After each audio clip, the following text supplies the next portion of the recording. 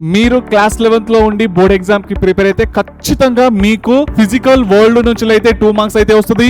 ఈ 2 మార్క్స్ సంబంధించిన question 1 minute లో నేను కంప్లీట్ చాప్టర్ అయితే ఎక్స్ప్లెయిన్ చేయబోతున్నా.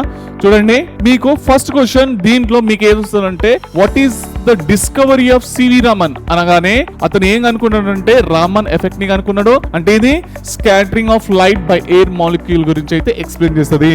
నెక్స్ట్ క్వశ్చన్ వచ్చేసి what is the contribution of S Chandrasekhar to physics అని అడిగితే అతను చంద్రశేఖర్ లిమిట్ గురించి అయితే ఎక్స్ప్లెయిన్ చేసిండు.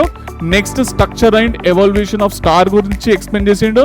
నెక్స్ట్ మోషన్ ఆఫ్ గెలాక్సీస్ గురించి అయితే ఎక్స్ప్లెయిన్ చేసిండు అన్న. Okay, next what is physics? Simple question. It is the branch of science which deals with the basic laws, అవునా, and there applicants in different phenomena.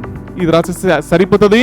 What are the fundamental forces in nature అని అడిగితే strong nuclear forces, electromagnetic forces, weak nuclear forces, ఇంకా gravitational forces అని రాసిస్తే సరిపోతుంది. 2 మార్కులు జేబులో ఉన్నట్టే.